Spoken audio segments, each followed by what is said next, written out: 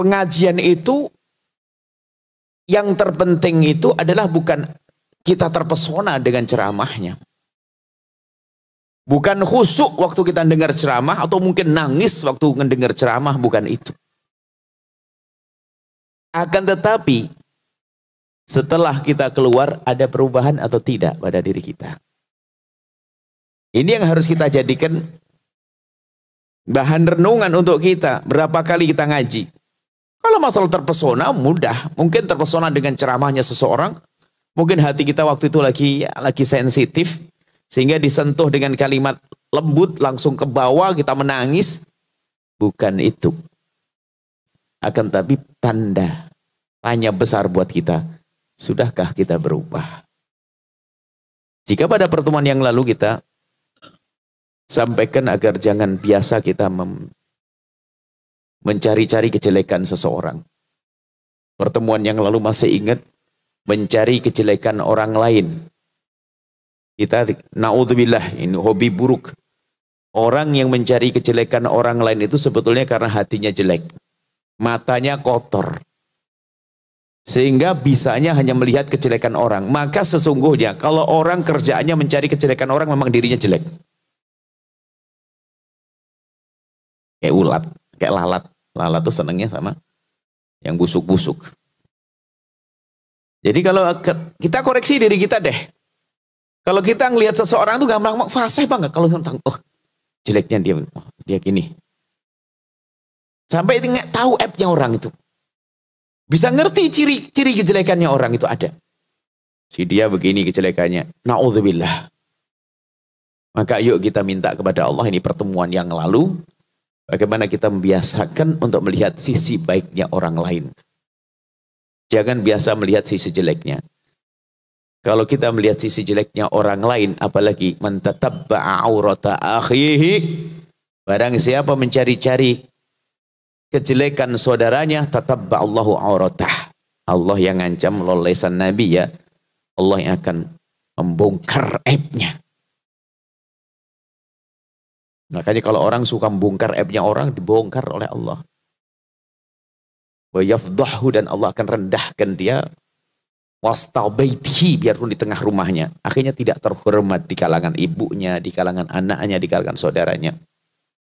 Makanya jangan biasa deh kita mencari-cari kejelekan orang. Akan tapi lihat, ada akhlak mulia yang diajarkan Nabi. Kalau kita melihat kejelekan seseorang, ini pertama, langkah pertama sebelum kita melanjutkan pelajaran selanjutnya. Kalau ternyata kita harus melihat, nggak sengaja kita tidak mencari-cari, karena kadang tidak mencari kelihatan. Kalau kita melihat kejelekan seseorang, pastikan Anda sebagai seorang beriman, Anda harus sedih. Karena dia adalah orang umat Nabi Muhammad melakukan kesalahan, kejelekan. Kalau Anda belum merasa sedih, iman Anda yang kropos. Iman Anda yang kropos. Apalagi sampai bertepuk tangan tuh syukurin. Gara-gara saingan sama-sama ustadz. Ustadz saingan sama ustadz. Lihat ustadz lain kepleset. Seneng. Syukurin tuh. Jatuh dia matanya di depan jamaah. Ada yang begitu. Nah, ini memang orang busuk. Gelarnya mau ustadz, tapi ustadz busuk. Tapi orang beriman nangis seharusnya mendengar saudaranya kepleset. Makanya apa sekarang selama ini apa yang ada di hati kita? Mana hati kasih? Ya kalau Nabi Raufur Rahim, diutus rahmatan lil alamin, maka umat Nabi hendaknya harus punya kasih sayang. Kasih sayang itu adalah bagaimana mata kita di saat melihat orang yang bermaksiat. Orang bermaksiat. Suatu ketika ada seorang imam Muhammad Al-Bakir, seorang imam besar, itu dengar berita. Bayangkan. Ya imam, di kampung sana ada orang berzina. Dengar orang berzina. Tiba-tiba berderai air mata, menangis beliau. Sampai yang memberitahu itu ketakutan. Ya imam, memang apa urusanmu dengan dia kok sampai kau menangis? Apakah itu anakmu, saudaramu? Dijawab, yang aku ketahui di kampung sana itu semuanya umat Nabi Muhammad. Artinya yang berzina adalah umat Nabi Muhammad. Aku tidak rela jika ada umat Nabi Muhammad berzina. Sedih, nangis. Mestinya kita tuh seperti itu. Kalau dengar berita ada saudari seorang muslimah melakukan zina, mabuk atau apa, nangis seharusnya kita itu. Dan kita berlatih seperti itu. Jangan biasa tertawa lagi sambil bisik-bisik. Tahu enggak, tahu enggak. Wah, ini neraka ini orang. Langsung japri. Tahu enggak, Masya Allah. Ini loh fotonya. Tak. Saya sadap. Ini saya screenshot. Saya ini macam-macam. Aduh, innalillah. Hati-hati. Ayo kita belajar yang baik deh. Hidup enak itu gampang sebetulnya. Asalkan penyakit-penyakit ini kita hilangkan enak. Bayangkan. Kita enggak pengen tahu dosanya orang. Kita pengen melupakan kesalahan orang. Kita mudah memaafkan. Kayak enak. Kayak di sorga gitu. Coba itu orang yang hatinya dendam, dengki, benci. Apalagi na'udzubillah ngelihat orang umat Nabi Muhammad melakukan maksiat lalu bertepuk tangan. Mana imannya? La yu'minu ahadukum hatta yuhibba li akhi ma yuhibbu li nafsihi. Orang beriman itu, umat Nabi yang beriman itu melihat saudaranya melakukan maksiat, nangis sedih seharusnya. Nah, kebalikannya tadi bukan mencari-cari. Tadi kan kita sudah tutup, insya Allah amal ilmu pertama sudah selesai. Bahwasanya kita tidak akan mencari-cari kesalahan orang. Yes, tapi kalau kita ternyata melihat, pastikan di saat melihat Anda harus sedih. Kalau Anda sedih, Anda harus tumpangi. Kalau Anda belum bisa sedih, berarti Anda kotor, Anda istighfar banyak, lalu Anda tumpangi dengan panjatan doa. Ya Allah, itu tetanggaku mabuk, ya Allah. Aku dengar berita dia berzina, semoga itu tidak benar, ya Allah. Kalau benar, ampuni dia, ya Allah, dan tutup aibnya. Anda harus berani ngomong begitu. Kita perlu ilmu ini. Rusaknya kita ini kan karena kita pertama suka mencari-cari kesalahan orang. Di saat orang melakukan kesalahan kita senang, setelah itu kita sebarkan, dikumpulkan dosa semuanya itu. Ini kan dosa semua dari mencari kesalahan orang. Dosa. Bertepuk tangan atas kesalahan orang, dosa. Nyebarkan kesalahan orang, dosa. Dan dosanya udah segede-gede semuanya, bukan dosa kecil. Termasuk yang kita bahas, ghibah, menggunjing, itu kan dosa gede. Menggunjing, kita akan mengupas sedikit. Menggunjing, ngomongin kejelekan orang. Orang tuh ngomongin kejelekan orang tuh dasarnya apa sih? Dasarnya dia tahu dulu dong. Kalau sudah hobi, itu dasarnya tahu, bukan sekedar tahu, mencari tahu untuk jadi bahan diskusi obrolan. Tahu enggak? Kemarin. Tahu enggak? Bahkan kalau dia menjadi orang yang paling tahu tentang aibnya seseorang, bisa menjadi idola di antara kawan-kawannya. Wartawan istimewa. Sudahlah, ayo kita semuanya belajar, na'udzubillah. Kita minta kepada Allah agar Allah menutup aib saudara kita dari mata kita. Dan kalau lihat, ini tadi kami sampaikan, kalau kita melihat kesalahan siapapun, pastikan itu jadi bahan bagi Anda untuk mengadu di tengah malam. Pastikan, kalau Anda belum biasa, pastikan. Jadi itu kita diajari semacam itu. Pastikan di malam hari, ya Allah, aku tadi terlanjur melihat berita si fulan, orang itu melakukan dosa, mabuk, ada zina, ada ini, ya Allah. Bahkan termasuk mungkin seorang artis. Makanya saya pun tidak berani gunjing artis. Susah saya minta maafnya. Saya tidak pernah ketemu artis. Saya tidak nyari dia, dia tidak nyari saya. Kan di mana ketemunya? Makanya saya juga nggak mau.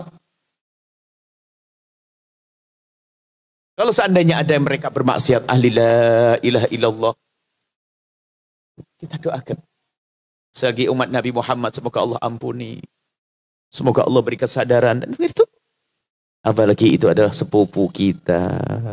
Apalagi itu sahabat kita. Di hidup enak itu kan seperti itu. Cuman Masya Allah, setan nggak seneng. Setan itu menanamkan kebencian di hati kita dengan dibuka mata kita tentang aibnya orang lain. Kita mudah. Ada nasib buruk seseorang kalau dibuka aibnya orang. Setelah dibuka aibnya orang, dia punya kamus kejelekan orang. Tahu semuanya. Masya Allah. Bahkan dia menjadi referensi istimewa. Kalau pengen tahu kejelekan siapa, dia paling tahu. Sehingga kalau ngomong pun juga ceplas-ceplos. Ngomentari orang ceplas-ceplos. Hati jelek semuanya. Baik. Pertama, jangan mencari kejelekan seseorang. Ini sudah dibahas pada pertemuan yang lalu. Kalau ternyata Anda menemukan kejelekan seseorang, tumpangi dengan panjatan doa. Kalau ngomong kepada Allah, jangan kepada teman. Ingat, kalau ngomong kepada teman namanya gunjing. Ya, sudah kepada Allah, kita lihat saja. Langsung ada kepada Allah, ya Allah. Ya Allah, itu temanku. Pastikan itu ibadah yang luar biasa besar. Dengan seperti itulah Allah akan menutup aib Anda di akhirat nanti. Nggak diseksa kita. Di dunia dijaga oleh Allah kita. Aib kita akan ditutup oleh Allah. Ingat, yang biasa menutup aibnya hamba Allah, Allah akan tutup aibnya dia. Begitu sebaliknya, yang biasa membongkar aibnya hamba Allah, dibongkar oleh Allah, dihinakan di dunia sebelum di akhirat. Hati-hati. Lebih dari itu di akhirat yang paling serem. Dosa di akhirat. Hamba Allah, ayo kita tata hati kita. Jadi pasti tak akan melihat aibnya orang tanpa kita sadari. Setelah itu, pastikan aku tidak akan bicarakan ke siapapun. Aku akan ngadu kepada Allah. Ya Allah, itu tetanggaku dengar berzina. Bahkan dia polos ngomong kalau aku berzina. Dia ngaku berzina di hadapanku. Ya Allah, kami mohon ya Allah, ampuni dia dan tutup aibnya. Terus panjatan, bahkan mungkin dengan derai air mata. Karena itu saudari kita. Saudara kita dia. Baru setelah itu apa? Pastikan kita tidak ngomongin kejelekan siapapun. Nah, ini malam ini pembahasannya. Pastikan Anda tidak membicarakan kejelekan siapapun dari hamba Allah. Imam Abu Hurairah bercerita, Nabi bersabda, "Atadruna mal ghibatu?" Apakah kalian tahu apakah menggunjing yang dosanya gede? Kisah Isra Mi'rajnya Nabi melihat perempuan muntah makan daging mentah, daging busuk mentah. Dikatakan dia adalah orang yang biasa menggunjing. Dan menggunjing itu medannya luas. Kalau orang berzina di kegelapan malam, kalau menggunjing di mimbar pun bisa nirukan gayanya Ustadz ini, bisa gini atau apa, bisa saja macam-macam. Bahkan dengan gini saja sedang gunjing, tahu enggak? Hati-hati. Apa menggunjing itu? Kata Nabi, dzikruka akhaka ma yakrah. Jika engkau bercerita tentang saudaramu, apapun yang dia itu menjadi tidak senang. Dia tidak senang. Jadi jangan bicarakan kejelekan orang, khususnya kejelekan. Biarpun itu bukan kejelekan yang haram, kalau dia tidak senang jangan ceritakan. Termasuk nyebut fisiknya. Ini ada hubungannya dengan menjaga perasaan orang. Kadang orang ngomongnya celekat-celekit. Al-muslim, seorang muslim, masalimal muslimu. Al-muslimu man salimal muslimuna min lisani wa yadihi. Orang muslim itu hendaknya orang muslim yang lain selamat dari lesannya dan tangannya. Jangan ngomong celekat-celekit. Ada orang memang modelnya model mulut neraka dia. Kalau ngomong tuh nggak bisa baik. Kalau ngomong mesti yang sifat yang paling nggak enak disebut. Ya Allah, kurus banget kamu. Ya Allah, gemuk banget kamu. Ya Allah, kenapa kamu jadi hitam? Ya Allah, kenapa rambutmu begitu? Ajib. Ini lesannya memang lesan neraka itu orang. Kenapa dia bisa menyebut yang lain yang lebih bagus? Kita perlu koreksi hal ini. Hidup indah itu seperti itu. Indah di dunia dan indah di akhirat nanti. Jangan biasa ngomongnya tidak baik. Kan kita perlu menjaga perasaan orang juga. Menjaga perasaan itu bagaimana? Perasaan seorang mukmin itu mahal. Kehormatan seorang muslim mukmin mahal. Di hadapan Allah, di hadapan Rasulullah. Maka ini biasa menggunjing ini, na'udzubillah. Ayo kita pastikan. Menggunjing itu adalah bisa dengan lesan kita, bisa dengan isyarat kita, dengan tulisan. Ngomongin kejelekan siapapun, jangan. Ngomongin kejelekan Fir'aun saja. Tahu Fir'aun? Kita enggak mencaci Fir'aun pun enggak ada masalah kok. Kita enggak mencaci Abu Jahal enggak ada masalah, coba. Diem tok. Bagaimana dengan orang beriman? Ngapain kok kita sibuk banget? Kok kayak kurang ngomong? Kalau kurang ngomong, saya baca dzikir Allah 1000 kali, 2000 kali, sholawat 15.000 kali. Inilah yang perlu kita hadirkan dalam kebiasaan kita sehari-hari. Jadi penyakit yang kami sebutkan satu rentet, satu paket itu sebetulnya. Kalau orang sudah bisa menggunjing, biasa menggunjing, nggak mungkin dosanya gunjing tok. Orang biasa ngomongin kejelekan, tidak hanya itu saja dosanya. Dosa bongkar aibnya orang tadi, iya. Mencari-cari kesalahan orang, iya. Menyakitkan orang lain, iya. Na'udzubillah. Nggak punya kasih sayang, iya. Kalau kita mencintai saudara kita, nggak mungkin kita membongkar aibnya. Kalau kita mencintai saudara kita, nggak mungkin kita menggunjing dia. Nah, ilmu ini perlu dirasakan. Bukan teori. Makanya kami sampaikan bukan sekedar kita terpesona waktu di majelis. Oh enggak, kita perlu pulang menjaga. Dan kita saling mengingatkan. Siti Aisyah pernah ditegur Nabi. Sehingga dari situlah kita tahu itu haram. Siti Aisyah menyifati salah satu wanita. Maksudnya apa? Siti Aisyah manusia. Tapi kan salahnya Siti Aisyah untuk jadi petunjuk bagi kita. Siti Aisyah itu menyifati seorang wanita yang posturnya kurang tinggi itu begini. Yang gini loh maksudnya, kayak jempol gitu loh maksudnya. Nabi marah. Ketahuilah bahwasanya kalau seandainya kau meludahi air laut yang tawar jadi asin semua, jadi busuk semuanya. Jadi tidak sudah nyifati orang. Allah. Itu menunjukkan apa? Hatinya tidak punya cinta kepada saudaranya. Maka dari itu ini penting, ilmu-ilmu nggak usah macam-macam deh. Kita perlu ilmu dengan sesama deh. Ilmu dengan sesama, dengan saudara. Apalagi pernah kami sampaikan, kita ini sudah dilatih untuk perang, untuk musuhan kita ini. Untuk mencari kejelekan orang. Pemilihan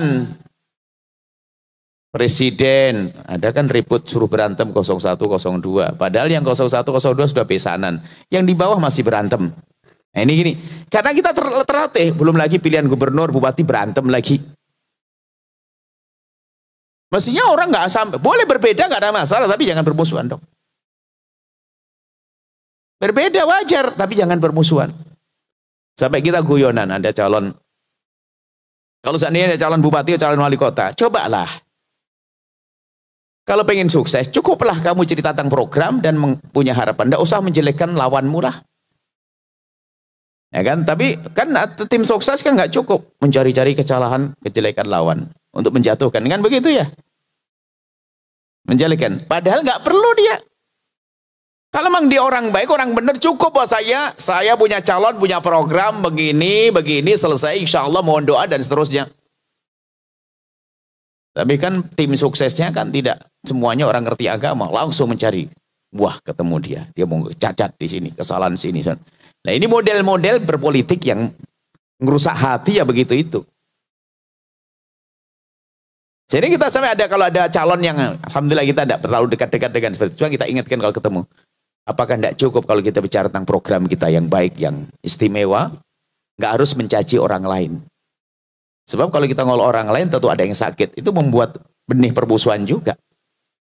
Kalau saya mencaci si A, menjelekkan si A, balas dong dia. Dibongkar juga kesalahan kita. Siapa yang tidak salah? Ayo. Anda tidak tahu kami salah karena Anda jarang berkumpul dengan kami. Kalau Anda berkumpul dengan kami, itu akan menemukan kesalahan. Maka hidup kita kok nyari kesalahan orang? Tidak. Hidup kita adalah minta pengampunan dari Allah. Hidup kita menutupi kesalahan orang lain. Lalu kita memaafkan orang lain yang bersalah dengan kita. Itu kan kerjaan orang-orang mulia.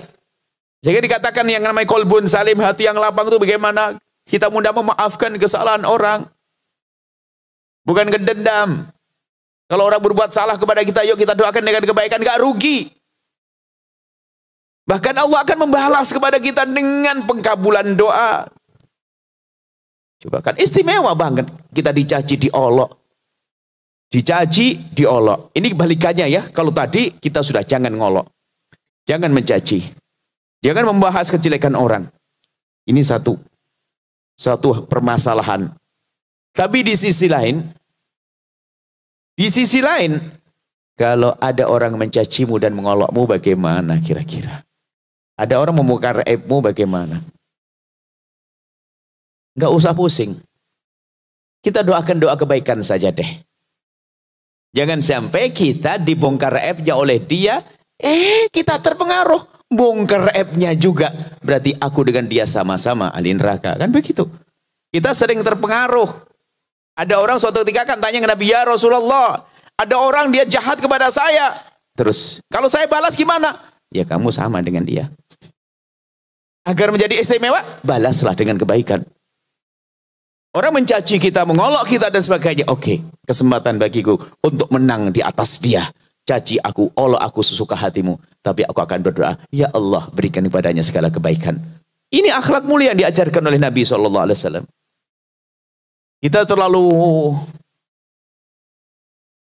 Kita belajar itu jangan yang berat-berat, yang ringan-ringan. Dan kita sendiri senang dengan itu semuanya. Dan kita harus punya itu. Sebaliknya ada orang katanya ahli sholat, ahli ibadah, puasa Senin Kemis gak putus-putus, sampai puasa Daud sambung dan sebagainya. Masya Allah, tahajud, duha, ada sholawatnya banyak. Tapi Masya Allah, kalau ngomong celaka-celkit. Mana kebaikannya? Nabi menyebut orang begitu, la khaira fiha, enggak ada kebaikannya orang sebaik itu. Innaha min ahlin nari, perempuan itu termasuk ahli neraka. Jangan tertipu dengan ibadah Anda kalau belum bisa menjaga lesan Anda. Cuman lesan kan enggak serta-merta ngomong, lagi-lagi lesan sumbernya dari mata. Anda melihat orang, Anda dengar.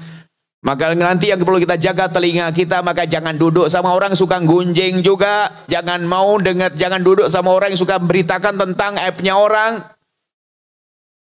Kalau Anda duduk dengan orang yang menggunjing, Anda ke bawah nanti. Baik. Intinya harus takut yang ini. Neraka hukumannya. Dan rusak hidup kita. Na'udzubillah, saling permusuhan, saling mencaci, saling olok dan sebagainya. Subhanallah, ini ilmu ini yang harus dihadirkan. Ilmunya para waliullah itu ilmu sederhana begini ini. Bukan ribuan sholat yang kita kerjakan, bukan ibadah-ibadah yang seperti itu. Ibadah mereka mungkin pas-pasan saja. Pas-pasannya mereka artinya. Cuma yang lebih penting bagi mereka adalah menjaga hati kita. Agar tidak keluar caci maki dari lisan kita. Agar tidak keluar gunjingan. Dosa kan di sini. Kalau masih ada kita simpan di hati, kita punya dendam, kita marah, kita simpan di hati, kemudian kita perangi, nggak jadi dosa kok. Bahkan kita perangi. Aku marah betul dengan dia, kurang ajar, tapi aku tidak boleh menampakkan, tidak boleh aku caci dia.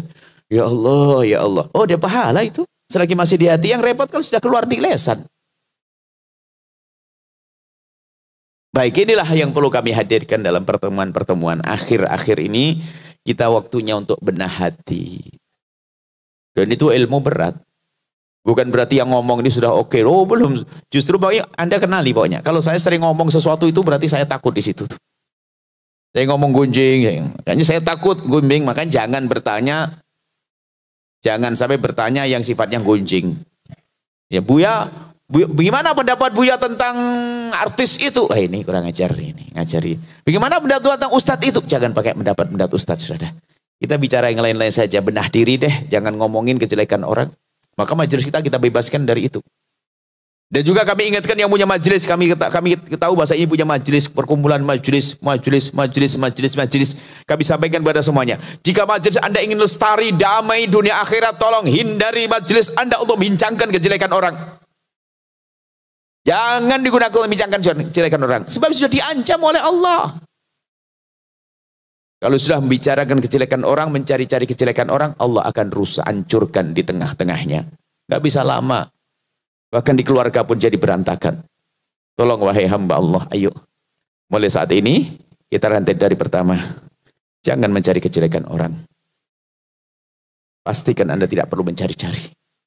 Pastikan di saat Anda mulai ada penyakit, ada orang hobi. Tangkas betul. Anda punya HP di depan dia 2 menit langsung buka, dia tahu.